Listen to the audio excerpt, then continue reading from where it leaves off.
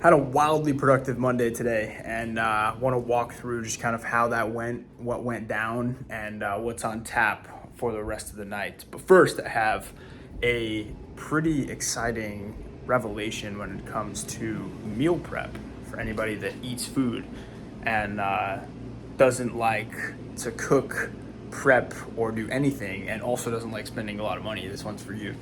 So I had a buddy named Scotty. He showed me this, and I had to try it out. This is right here.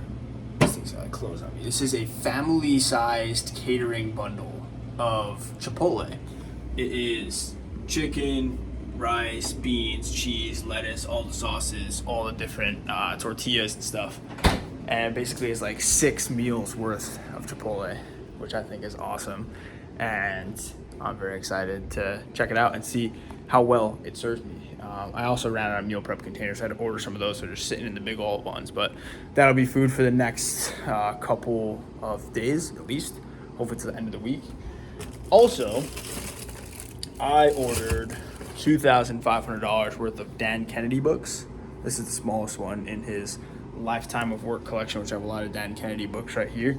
But I'm not allowing myself to open this yet, but this is a 23-pound box of Dan Kennedy encyclopedia, and I just think that it is incredible. And I'm very excited to dive in to that. Will be my read for tonight, but I'm not allowing myself to open it until I finish my tasks, and I deemed the YouTube video that I'm making right now to be an energy gainer because I was starting to slow down because we've strung together 3 nights of 4 hours of sleep or less in a row, and now I am slightly paying for it, but I'm doing everything I can to push through and not lose productivity and not lose mental well-being. And I made a promise yesterday that we would avoid negativity and only go for positivity, and that's what we're doing on here right now. So we had some really successful calls today. I'm like right in front of the light right now. We're gonna just get like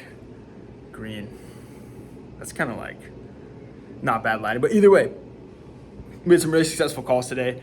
I was on over 10 calls in terms, if you include team calls, sales calls, client calls, and community calls. It was at least 10. I don't know exact number, but I know it was at least 10.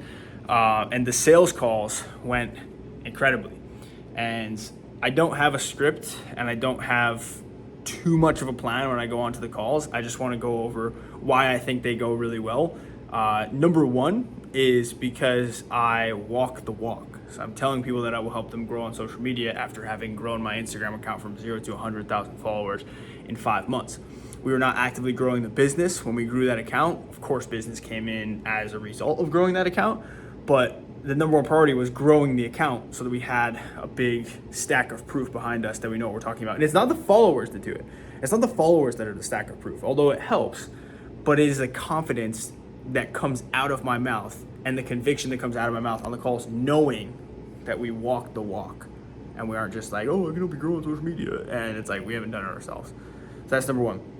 Number two is having the client's genuine best interest in mind. Like, I believe that social media content agency, like the same kind of agency that Brand Sharks is one of, if not the easiest businesses to start.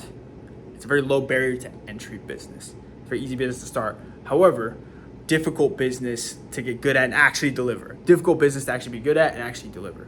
So I know that on these calls, the clients could either work with me and get a good result, or they could work with someone else and not get as good of a result. So I genuinely believe in my heart of hearts that we're doing the client a favor if we close them, if they work with us. Because if they reached out and if they're of interest, that means they're into social media and they want to grow their socials.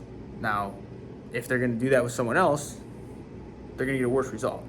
So if they're going to do it anyways, they should do it with me because we'll get them the best result. That's provided I actually think that we'll get them a good result. There's been plenty of people that we've gotten calls with where I'm like, I don't think this is the best fit. Let's not do this. So it's also being able to say no and putting deals down. And then is also, I'm very big on showing clients what we can actually do as opposed to just talking about it. So if there's a client that I think is like going to be a really good fit, I'll offer them like a trial project where we'll do like a bit of a strategy for them, just like a micro strategy. Send it to them so they can see what we're all about. Maybe do some like trial edits, and then just building a good like prioritizing the relationship and the value on the calls instead of the sales aspect of it. Every time I've like done like a like felt salesy, or every time I've gone for like the close, not like going for the close, but like conducting the call in a sales like manner of just like, oh, we're gonna do this, and then we're gonna do this, and then we're gonna do this. And maybe like the sales guys will see this and be like, oh bro, like you're not smart, you should do it like this is this. This has just worked for us. I mean, it took seven sales calls, and 5 of them became engaged today, and the other 2 were just not gonna fit.